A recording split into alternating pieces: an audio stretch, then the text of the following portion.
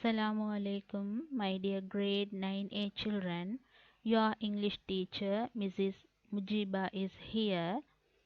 It's a pleasure to meet you all again in this new lesson. Today, we are going to discuss the answer of the activity given in the previous class. This activity is on page 20 of your textbook. I hope you all have completed this work in your exercise book. Now let's see the answers of this activity. First of all, let's see what the heading of this activity is. Read the conversation and do the following activity. Page 20. Here I have given you the number of the page. State if the following statements are true or false. Here they have given you 5 statements. You have to say whether the given statements are true or false with the help of the text given in your pupil's book. The first statement is the conversation is about a national conference. I think you all know it is an international conference as it is mentioned in the conversation. Okay, so the answer is false. This is the second statement. This event is for student leaders. This event is organized for student leaders of different countries. So, the statement is true. This is the third statement. Pupils representing different countries will attend the program. Here the word pupils indicate the student leaders of different countries. So we can say this statement is true. Pupils representing different countries will attend the program. If we replace the word student leaders instead pupils, this statement is correct. No, student leaders representing different countries will attend the program because students leaders are selected from the pupils of different countries. So we can say this statement is true. Now let's see the fourth statement. The event is organized for the first time. Here in the conversation, it is said that this event is organized for the first time in Sri Lanka. Earlier, this event was organized in other countries. For the first time, it is organized in Sri Lanka. So, we can't say this event is organized for the first time. This is not the first time. It was organized many times by other countries. So we can say this statement is wrong. So you have to write the answer F here. This is the last statement. The friends are talking only about how they greet in India. No, they are talking about greeting styles of different countries. So this statement is wrong. We have to write F here. Now let's see this activity with answers. The first statement is false, second one is true, third one is true, fourth one is false, fifth one is false. Now let's move to the second activity. Here they have given you some questions. You have to find the answers from the conversation. Look at this heading. Answer the following questions. What is the first question? Who are the organizers of the event? Who are the organizers of the event? Can you remember the conversation? The answer is the prefects guilds of Gajaba Mahavidyalaya and Kanaganayaham Mahavidyalaya. It was given in the introduction. When you read the first two lines, you can get the name of the organizers. Now let's see the second question. What is the responsibility given to the grade 9 pupils? The answer for this question is to given in the paragraph. When you read the fifth, sixth line of the paragraph on page 19, you can get the answers. Welcoming and ushering guests. This is the responsibility of grade 9 students. Now let's see the third question. What are the countries mentioned in the conversation? Here they are talking about greeting styles of different countries. Have you got the names of the countries from the text? Here is the answer for this question. India, Nepal, Thailand and Japan. Okay, and there is a C part question. First, let's see the heading of this activity. Find information about some other countries and complete the table given below. Here, they are asking you to find some information about other countries, not about the countries mentioned in the conversation. You have to find information about other new countries. Okay, now let's see the answer for this question. Name of the country, how they greet. Here you have to find out the greeting style of other countries. This is the first country I have mentioned here, Zimbabwe, right? The people in Zimbabwe clap their hands when they meet each other. Okay? Malaysia place their right hand over the left chest. I will show you the picture. The next country mentioned here is Nigeria. Snap their fingers in the form of a handshake. Snap their fingers in the form of a handshake. Snap means touch or press their fingers in the form of a handshake. I will show you the pictures of these greeting styles. Okay, now let's see the pictures. Greeting style of Malaysia. This is the greeting style of Malaysia. Here they have mentioned Malaysia greet each other with a salam. The salam is only used when greeting men. Greet visitors by placing their right hand over the left chest. If they want to greet visitors, they place their right hand over the left chest. Okay. This is the greeting style of Nigeria. Snap their fingers in the form of handshake. This is the method of snapping their fingers. When they meet each other, they snap their fingers like this. On page 22, they have given you another activity. It's activity 3, speaking or writing.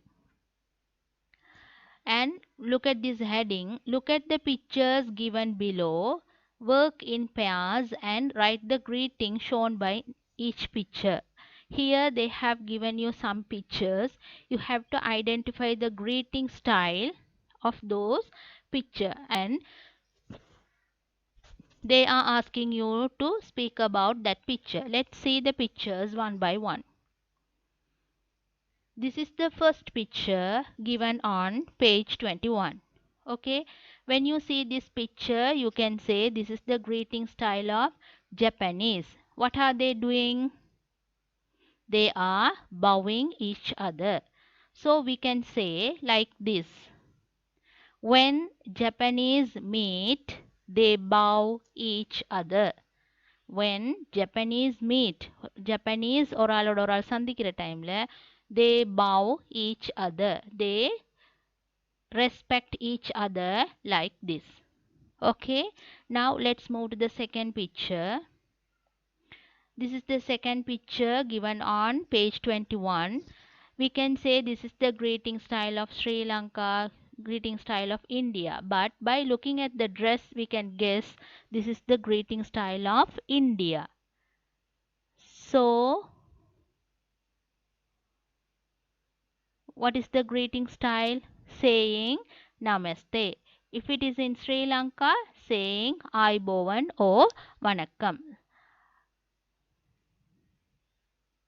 When Indians meet, they say Namaste to each other. If you want to talk about Sri Lankans, you will say when Sri Lankans meet, they say Aibovan to each other or Vanakkam to each other. Okay, now let's see the third picture. This is the third picture given on the same page. What are they doing here? Yes, they are hugging. Hugging. What do you speak about this picture? When Pakistanis meet, they hug each other. Normally we can say this greeting style in Pakistan. Okay, so we can say when Pakistanis meet, they hug each other. This is the last picture given on the same page. What are they doing? They are shaking hands. This is the greeting style of which country?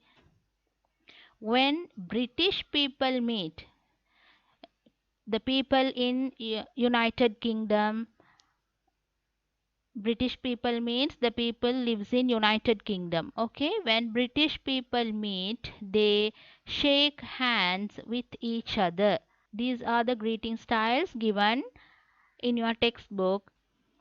You can write these sentences by looking at the pictures. So I hope you will complete this work in your exercise book. There is a learning point on page 22 of your textbook. We have learned about this in the previous lesson. Now I am going to get you all to remember it again. Okay, let's see what is given in this box. Read the following utterances. Utterances mean words of the speaker taken from the conversation. Here, these utterances have been taken from the conversation we have learned in the previous lesson. It is on page 19 of your textbook. Let's see what are they talking here. Madhavi is saying, "Hi, I hope I am on time." Pavit is saying, "Yes, you are." Here the words "you are" is in bold type. Here we can understand the answer of Pavit without the words "on time." In the conversation, we can avoid the repetition of the words by giving the short answers like this. Now let's see the meaning of the words in bold type. Here the words in bold type mean you are on time. Okay, Pavit has avoided the words on time in his answer. Now read the second example. Pavit, sounds like you've got a plan up your sleeve. Nipuna is saying, actually I have. Now let's see the meaning of the words in bold type. I have. This is the short answer of Nipuna. Now let's see the meaning of these two words. Okay. Here I have means I have got a plan. So we can avoid got a plan. Normally in the conversation, we avoid the repetition of the words by giving short answers like this. Now let's see the activity on the same page, activity 5. Let's see how to do this activity. This is the activity given on page 22. Read the following dialogues. Write what is meant by the words in bold. Okay? In the first question, you can see this dialogue. Deshan and Chamad are talking here. You can see the short answers in bold type.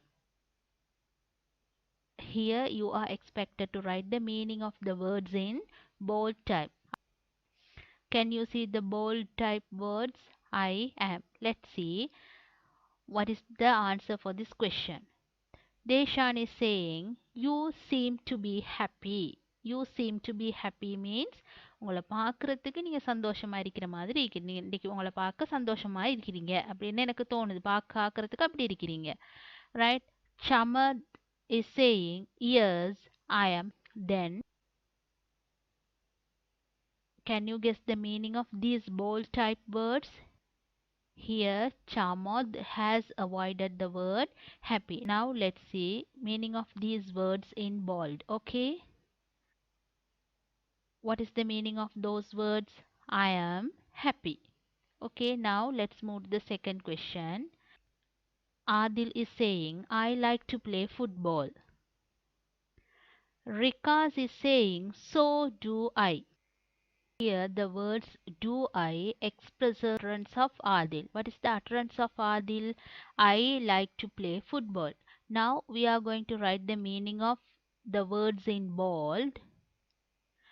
I too like to play football. Here Adil is saying, I like to play football. Now Rikas wants to say, I too like to play football. எனக்கும் கூட football விளையாடுறது பிடிக்கும்னு சொல்லணும்.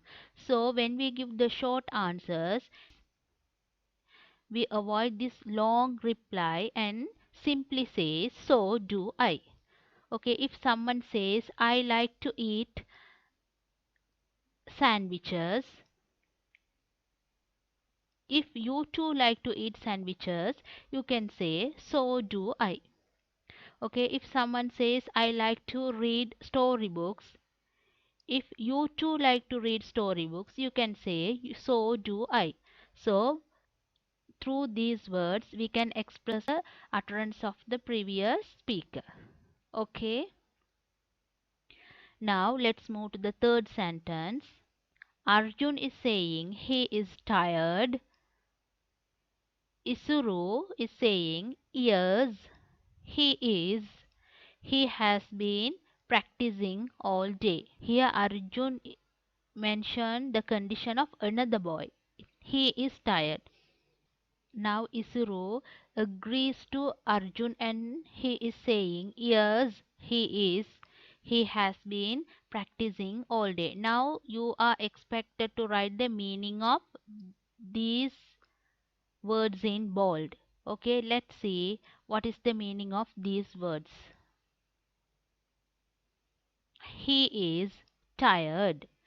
Okay, Arjun is saying he is tired. Again, Isuru is giving the short answer without tired. He is means he is tired. This is the fourth question. Kavindi, I think she answered all the questions. Ashani is saying she did. She did means she answered all the questions. Ashani is using the word did instead answered. If the sentence is in past tense, we can use did instead of that particular verb. Okay, so this is the meaning of Ashani's utterance. She answered all the questions. This is the last question given in the same page. Chalindu is saying, hope we have enough water for the trip. Navindu, yes, we do. If the sentence is in past tense, we use did. Like that, if the sentence is in present tense, simple present tense, we use do.